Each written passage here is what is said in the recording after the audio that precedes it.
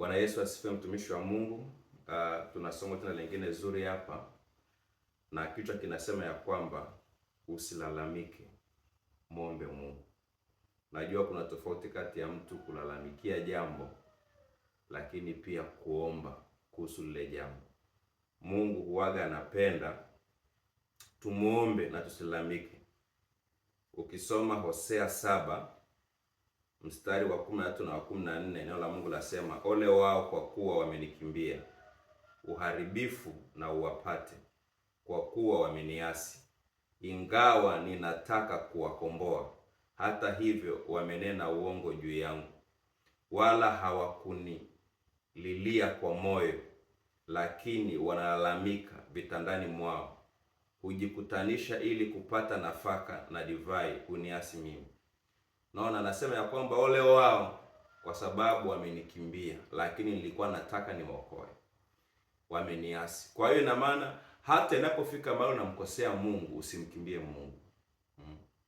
Inapofika mahali ili unajua wengi unakuta labda mtu amefanya kosa fulani, hata kanisani haendi tena, haombi tena, hasomi tena neno la Mungu, anajihukumu. Hapo unakuwa umemkimbia Mungu.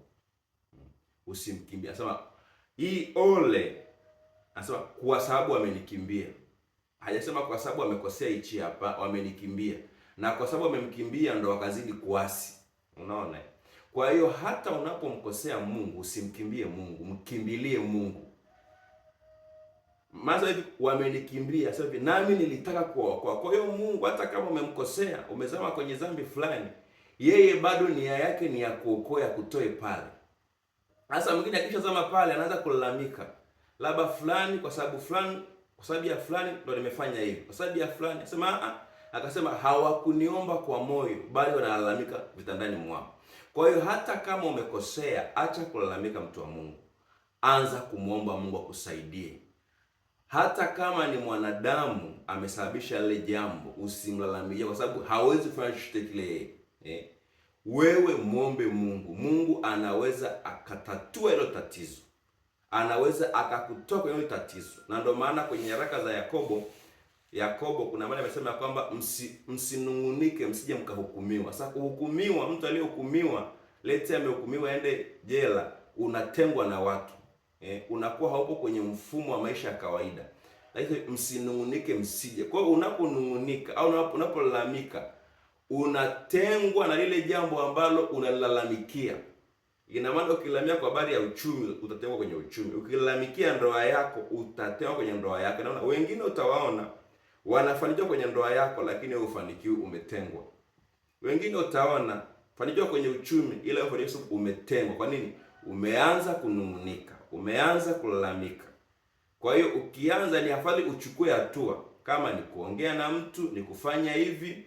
Kama mtu mmekosana, mwambie, myarekebishe.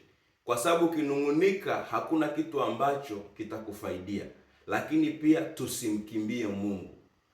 Tumemkosea Mungu, anasema tumtafute kwa moyo na tuombe. Hata ukiangalia wana wa Israeli, ile kutoka Misri kwenda Kanaani, kitu kikubwa ambacho kilifanya Mungu akawaangamiza ilikuwa akipata uhitaji wowote, uwe ni wa chakula, uwe ni wa maji, wao badala ya kuomba walianza kunungunika.